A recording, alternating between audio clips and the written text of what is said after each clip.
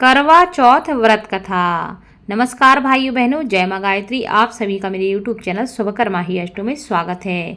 आज के इस वीडियो में सुनते हैं करवा चौथ व्रत कथा। कार्तिक मास की चतुर्थी तिथि को करवा चौथ का व्रत रखा जाता है। ऐसी मान्यता है कि इस व्रत को सभी सुहागनें अपने पति की लंबी आयु के लिए रखती हैं। ऐसा बताया गया है कि जो भी महिलाएं अपने पति के आजीवन सुख समृद्धि के लिए, उनकी लंबी आयु के लिए, अच्छे दाम्पत्य सुख प्राप्ति के लिए इस व्रत को करती हैं तो उन्हें अखंड सौभाग्य की प्राप्ति होती है और भगवान शिव शंकर की कृपा उन पर बनी रहती है। पौराणिक कथा के अनुसार बहुत समय पहले की बात है, एक साहूकार के 7 बेटे और उनकी एक बहन थी जिसका नाम करवा था। सभी 7 भाई बहन अपनी बहन से बहुत प्यार करते थे, यहाँ तक कि वे पहले उसे खाना खिलाते थे और स्वयं बाद में खाना खाते थे। एक बार उनकी बहन ससुराल से मायके आई हुई थी। शाम को भाई जब अपना व्यापार व्यवसाय बंद करके घर आए तो देखा कि उनकी बहन भूख से बहुत व्याकुल थी। सभी भाई खाना खाने बैठे और अपनी बहन से भी खाने का आग्रह करने लगे, लेकिन बहन ने बताया कि आज उसका करवा चौथ का निर्जल व्रत है और वह खाना सिर्फ चंद्रमा को देखकर उनसे अर्घ देकर ही खा सकती है। चूंकि चंद्रमा अभी तक नहीं निकला है, इसलिए वह भूख प्यास से व्याकुल हो उठी है। सबसे छोटे भाई को अपनी बहन की हालत देखी ना गई। वह दूर पीपल के पेड़ पर जाकर चढ़ गया, एक दीपक जलाकर चलने की ओट में रख देता है। दूर से देखने पर वह चंद्रमा जैसा प्रतीत होता है, जैसे कि चतुर्थी का चांद निकल आया हो। इसके बाद भाई अपनी बहन को बताता है कि चांद निकल आया है, तुम उसे अर्घ देने के बाद भोजन कर सकती हो। बहन खुशी के मारे सीढ़ियों पर चढ़कर चांद को देखती है और उसे अर्घ देकर खाना खाने बैठ जाती है।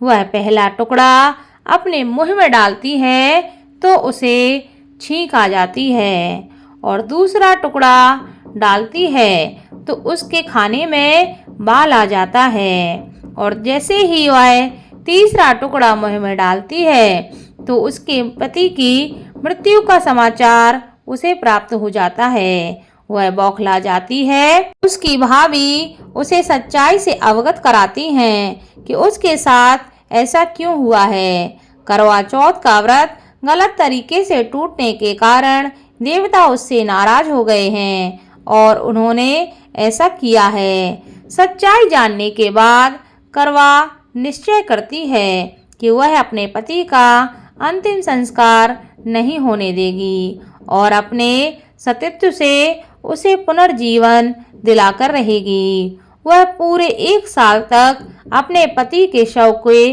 पास बैठी रहती थी, उसकी देखभाल करती थी। उसके ऊपर उगने वाली सुईनुमा घास को वह एकत्रित करती रहती थी। 1 साल बाद फिर करवा चौथ का दिन आता है। उसकी सभी भाभियां करवा चौथ का व्रत करती थीं। जब भाभियां उससे आशीर्वाद लेने आती हैं तो वह प्रत्येक भाभी से यम सुई ले लो, पिए सुई दे दो, मुझे भी अपनी जैसी सुहागिन बना दो, ऐसा आग्रह करती है। लेकिन हर भाभी उसे अगली भाभी से आग्रह करने का कह देकर चली जाती हैं। इस प्रकार जब 6 नंबर की भाभी आती है तो करवा उससे भी यही बात दोहराती है। यह भाभी उसे बताती है कि चूंकि सबसे छोटे भाई की वजह से उसका व्रत टूटा था, अतः उसकी पत्नी में ही शक्ति है कि वह तुम्हारे पति को दोबारा जीवित कर सकती है। इसलिए जब वह आए तो तुम उसे पकड़ लेना और जब तक वह तुम्हारी बात ना माने उसके पैर मत छोड़ना। जब तक तुम्हारे पति को वह जिंदा ना कर दे उसे जाने मत देना। ऐसा कहकर वह चली जाती है। सबसे अंत में छोटी भाभी आती है। करवा उनसे भी सुहागिन बनने का आग्रह करती है, लेकिन वह टाल मटोली करने लगती है।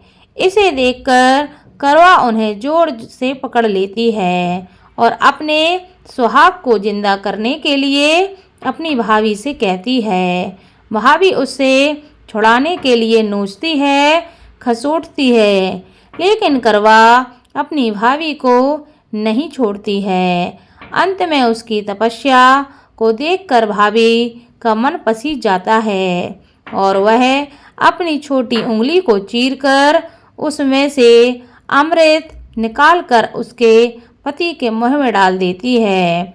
करवा का पति तुरंत ही भगवान गणेश का नाम लेते हुए उठ बैठता है। इस प्रकार प्रभु की कृपा से उसकी छोटी भाभी के माध्यम से करवा को अपना सुहाग प्राप्त हो जाता है। भगवान श्री गणेश, माता गौरी जिस प्रकार करवा को चिर सुहागन होने का वरदान आपसे मिला है, वैसे ही सब सुहागनों को मिले। भगवान गणेश की जय हो। माता गौरी, भगवान शंकर, समस्त शिव परिवार की जय हो।